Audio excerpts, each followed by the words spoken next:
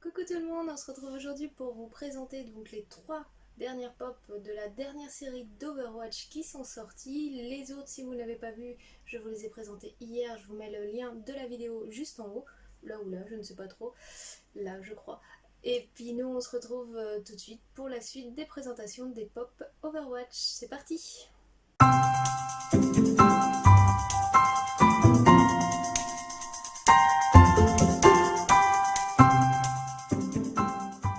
Donc on perd pas plus de temps et on commence tout de suite par la grosse comme on a fait hier. Et la grosse, donc la size qu'on a de cette série là, en plus de celle que je vous ai présentée hier, ce n'est autre que Bastion. Donc voici la boîte.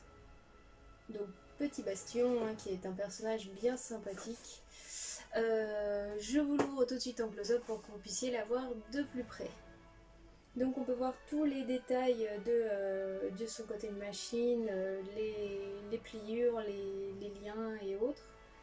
On observe son petit oiseau jaune sur son doigt qui est juste magnifique. L'écriture E54 sur le haut de son torse.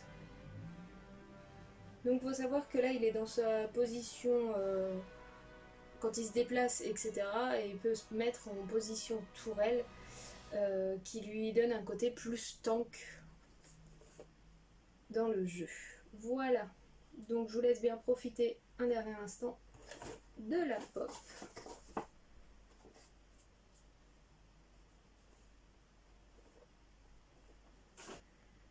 On passe donc à la suite de la présentation des pop de cette série-là et on passe tout de suite à Brigitte, qui est l'avant-dernier personnage sorti sur le jeu.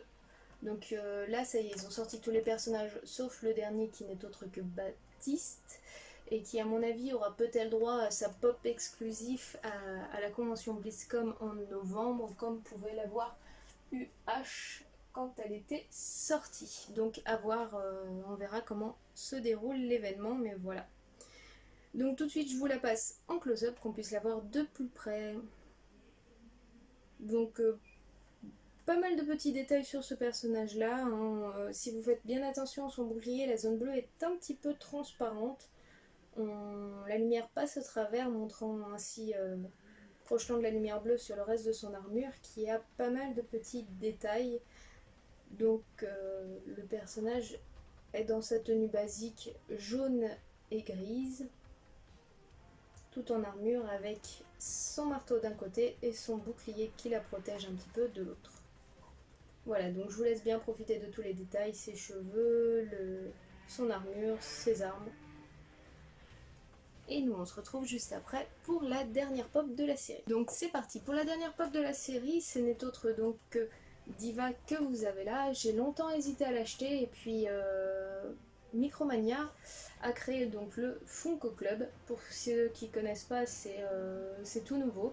Vous adhérez gratuitement et vous avez comme ça la possibilité d'obtenir les pop exclusives Micromania Funko Club qui ont donc ces deux sticks ici qui sont un peu différents. Donc voilà, là c'est la Diva Cola, Nano Cola en fait.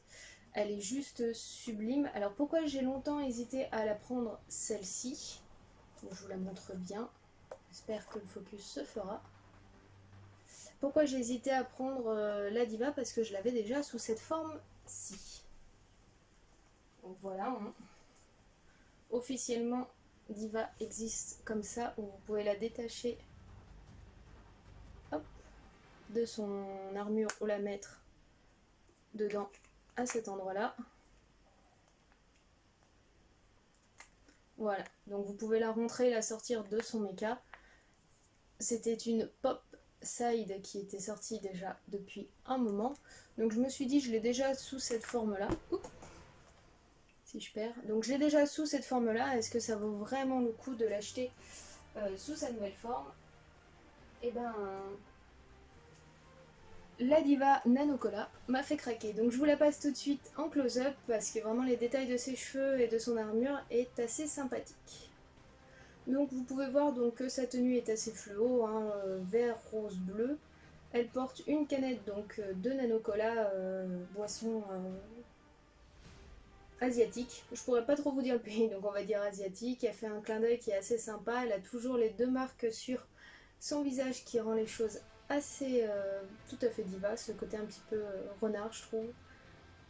Les détails de ses cheveux dans le ventre qui sont vraiment cool et le signe qu'elle fait donc quand elle quitte son make-up pour souvent lancer son ulti.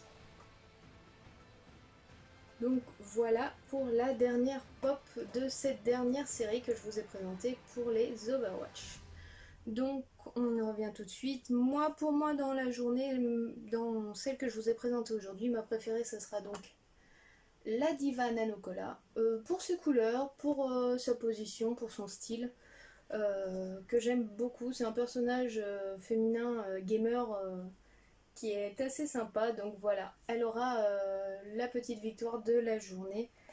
Elle sera suivie par, si je devais faire un top, ça aurait été donc Diva, suivi de Bastion, hop, et enfin Brigitte. Voilà, donc vous n'hésitez pas à me donner dans les commentaires votre pop préféré de la journée. J'espère que cette petite présentation des pop de la dernière série d'Overwatch vous a plu.